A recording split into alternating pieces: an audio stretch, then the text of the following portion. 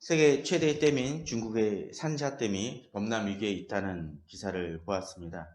우리나라의 폭우로 인한 피해도 크고 가슴 아프지만 중국에서 일어나는 규모에 비할 정도는 아닐 것 같습니다. 물론 그렇다고 해서 지금 우리나라의 문제가 결코 작다는 얘기를 드리는 것은 아닙니다. 그런데 중국 수재민은 기사를 보니까 이미 우리나라 인구를 넘어섰다고 합니다. 우리나라 인구보다도 더 많은 사람들이 수재민으로 고통을 받고 있다고 합니다. 또 농경지의 피해가 우리나라 국토의 절반보다 많다고도 합니다. 사실 이러한 홍수는 그런 것들을 또 막고 또 전기를 생산하는 데 늘리기 위해서 세계 최대 담수량과 자신의 토목 기술을 자랑하면서 만든 그 산사댐이었지만 하나님의 또 자연의 그 재해 속에서 정말 무용지물이 되어지고 오히려 그것으로 인해서 더 커다란 위기를 촉발하는 것을 보면서 참 인간이 만든 것이 얼마나 허망하고 작은 것인지를 보게 됩니다. 이것은 중국의만의 문제가 아닐 것입니다. 우리나라뿐만 아니라 미국 등 또 어느 나라든 어느 기업이든 어느 사람이든 내가 견고하다고 믿었던 모든 것이 취약하고 쉽게 흔들리는 경험들을 우리는 하곤 합니다.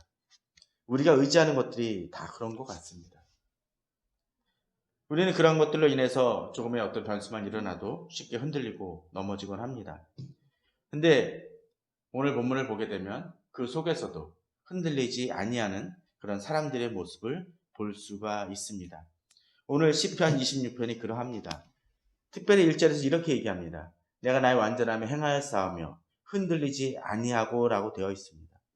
여기서 흔들리지 아니하고는 1차적으로 하나님을 의지하는 사람들이 흔들리지 아니하는 것을 얘기합니다.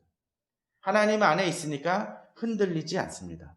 또 하나님을 의지하는 것에 있어서 그 마음이 흔들리지 아니하는 것을 말합니다. 이것은 어떤 것입니까? 곧 이 세상의 어떤 것보다도 하나님을 의지하는 것이 흔들리지 아니하고 견고히 서는 것임을 오늘 본문은 보여주고 있다라는 것입니다. 이 세상 모든 권력보다 크신 하나님이기에 인간의 모든 것을 주관하시는 하나님이시기에 하나님이 나를 흔들리지 않게 하실 것을 믿고 그 하나님을 의지하는 것은 또 그럴 때 흔들리지 아니하는 것은 너무나 당연합니다.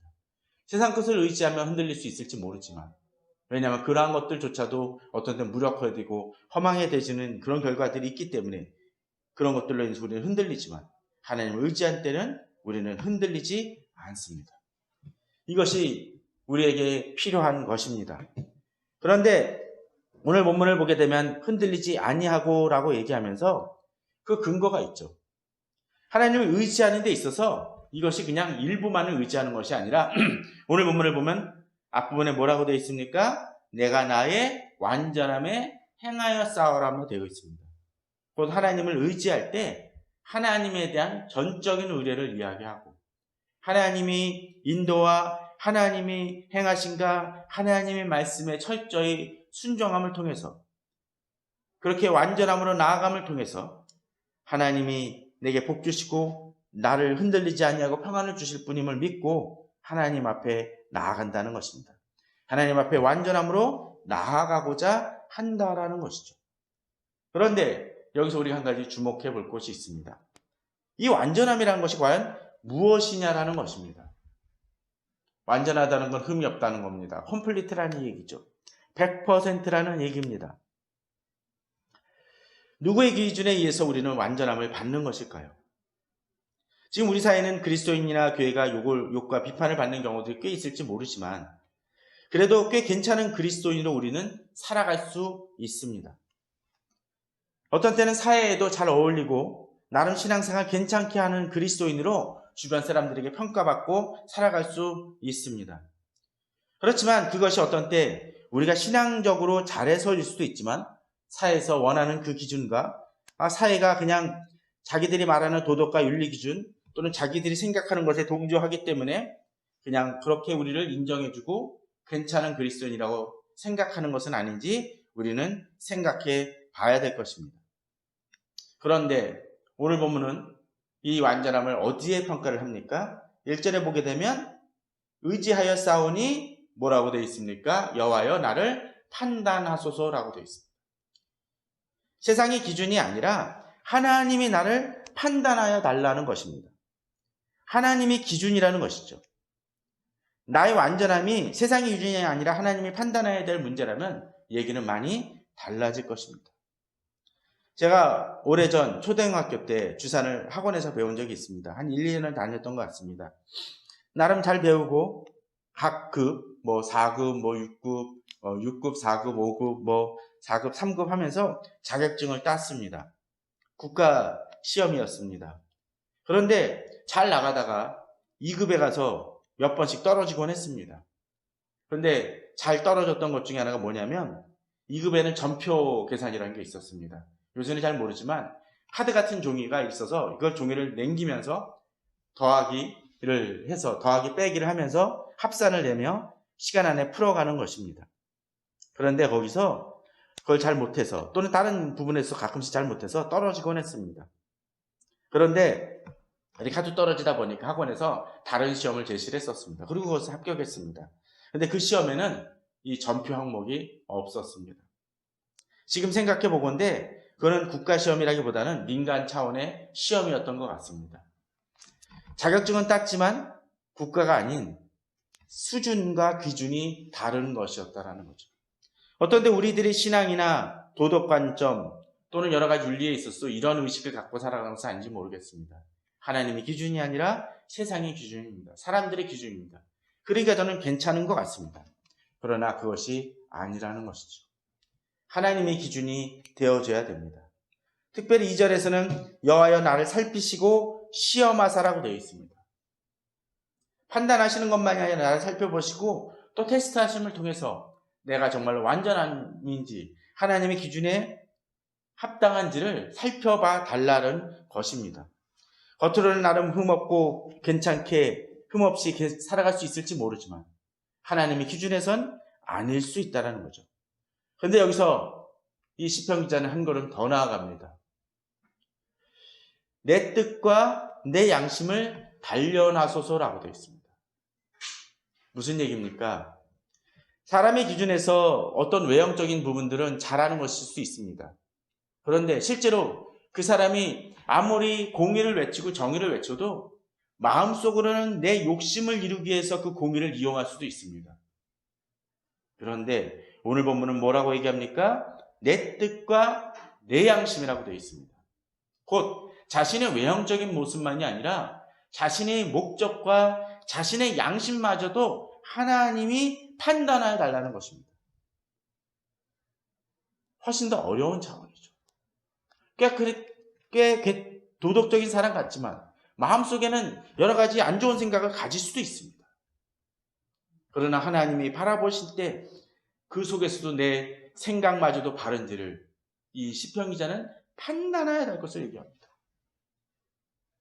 또한 본문을 보게 되면 내 뜻과 내 양심을 단련하소서라고 되어 있습니다. 여기에는 여러 가지 해석이 있을 수 있지만 오늘 개역개정판의 부분만 보게 되면 이런 부분이 있을 수 있습니다. 단련하다는 건 뭘까요? 계속적으로 한 번으로 그치는 것이 아니라 지속적으로 체크해달라는 얘기입니다.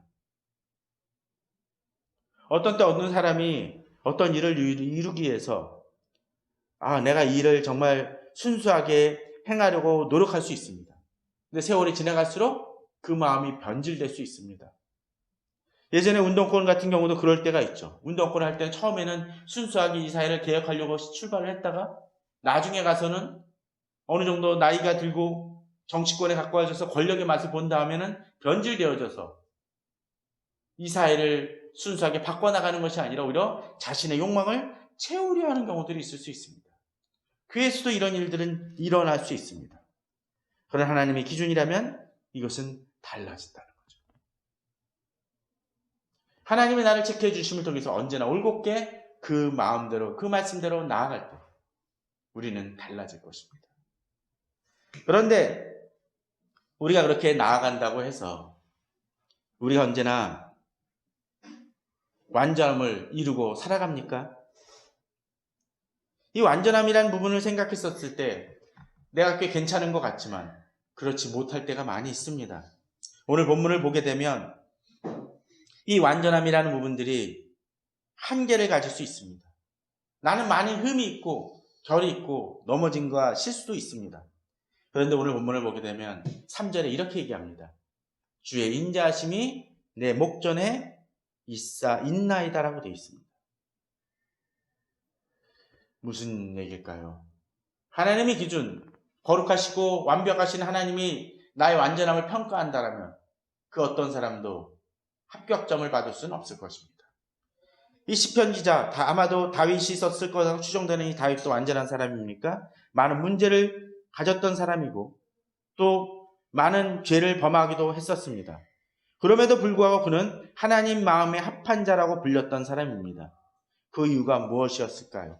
앞서 보았던 것처럼 그는 하나님을 통해 자신의 뜻과 양심을 단련받은 사람이었고 분명 넘어지고 실패할 때도 있지만 하나님을 통해 단련됨을 통해 하나님께 더 나아가는 사람이었습니다.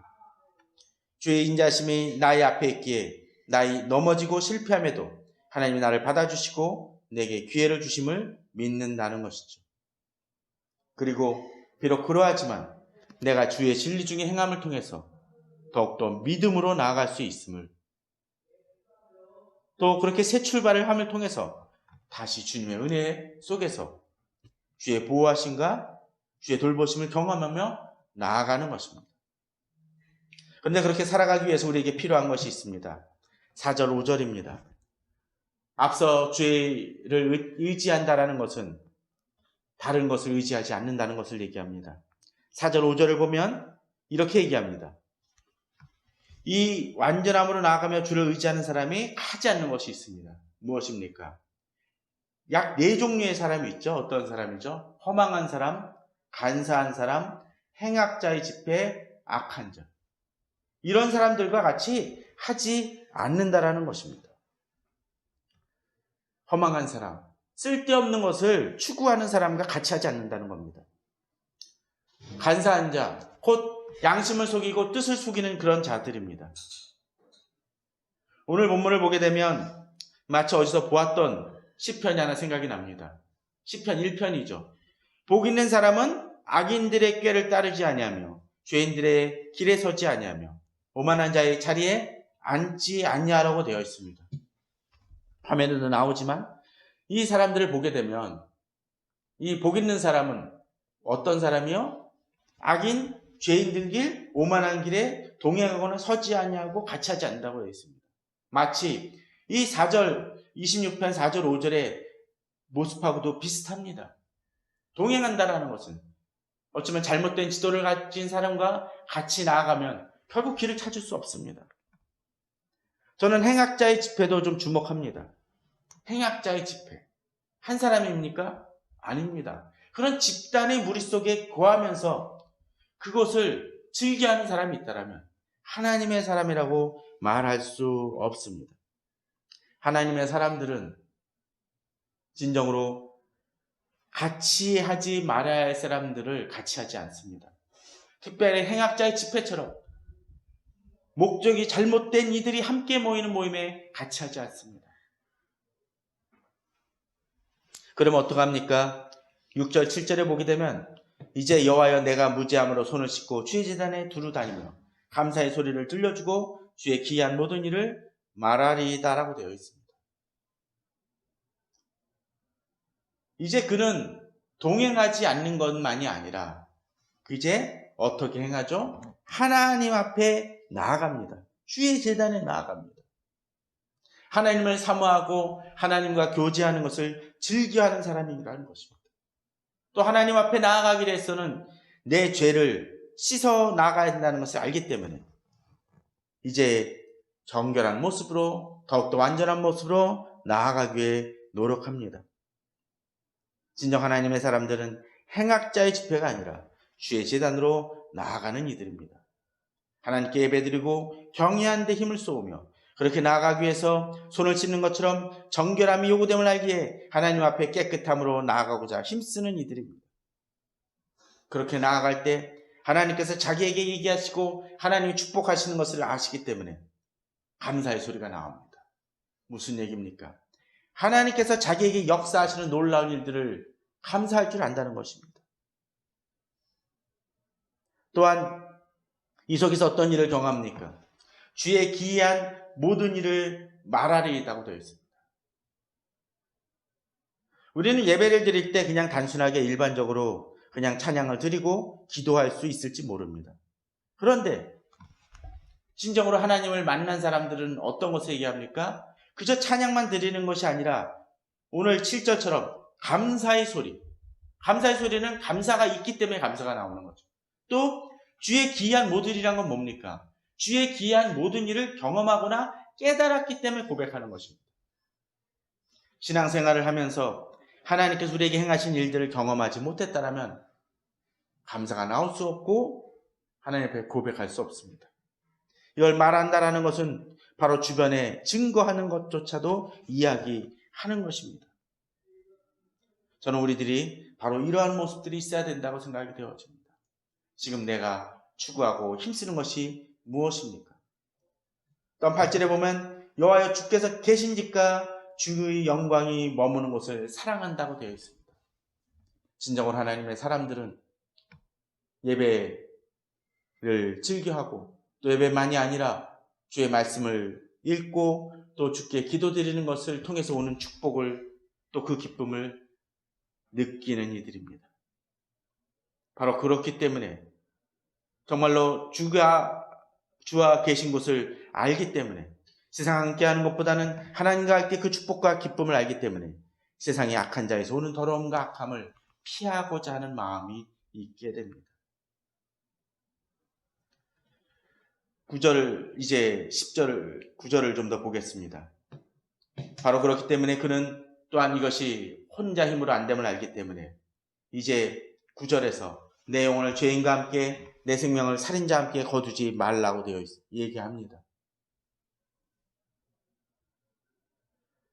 자신의 삶이 하나님과 거하려고 하지만 자신을 노리는 이들이 많이 있기 때문에 그들과 함께 거하지 아니하고 그들과 함께 망하는 길로 가지 않으려는 노력을 기울인다는 것입니다. 이제 10절에 보면 그들 손에 사악함이 있고 그들의 오른손에 뇌물이 가득하구나. 이제 하나님의 사람은 이제 그들의 특징을 압니다. 특별히 그들의 손에 사악함이 있고는 이런 의미를 지니고 있습니다. 세 번역에 보게 되면 10절에서 우리나라 개역 개정판은 그들의 오른손에 뇌물이 가득하구나 하고 그 앞부분에서는 그냥 그들의 손이라고 되어 있지만 세 번역에서는 그들의 왼손은 음란한 우상을 들고 있고 그들의 오른손은 뇌물로 가득 차 있다라고 되어 있습니다. 음란한 우상, 사악함을 그렇게 번역을 합니다. 곧 하나님 대신 세상의 것을 추구하고 세상의 우상을 경배한다는 것이죠. 이것은 마음이 나뉘는 것을 얘기합니다. 성경 속에서는 하나님이 아닌 우상을 섬기는 이스라엘 백성들에 대해서 음란을 행한다고 얘기합니다. 마치 바람피는 배우자 모양 하나님이 아닌 세상의 우상을 좇을 때 그것은 바로 영적인 바람을 피는 것과 같기 때문에 바로 본문은 음란한 우상이라는 표현을 씁니다. 또한 그런 우상을 가진 사람들은 세상 속에서도 공의가 아니라 부정한 방법, 불의한 방법을 추구하는 어리석음을 범합니다. 결국 그러한 길은 망하는 길로 갈 수밖에 없다라는 것이죠. 그렇게 하나님의 사람들은 완전함을 추구하는 이들은 그들의 악함을 알기 때문에 이제 11절, 12절에서는 좀 더 다른 이야기를 행합니다. 11절이죠. 나는 나의 완전함에 행하오리니 나를 속량하시고 내게 은혜를 베푸소서라고 되어 있는데 이 완전함이 1절에서도 등장을 합니다. 내가 나의 완전함에 행하였사오며. 자, 11절과 1절에 나오는 이 완전함의 차이를 좀 아시겠습니까? 1절은 뭐죠? 완전함에 행하였사옵니다. 그 얘기는 과거에 내가 그렇게 살아왔고 현재에도 그렇게 살고 있다는 것입니다. 그런데 11절은 뭡니까?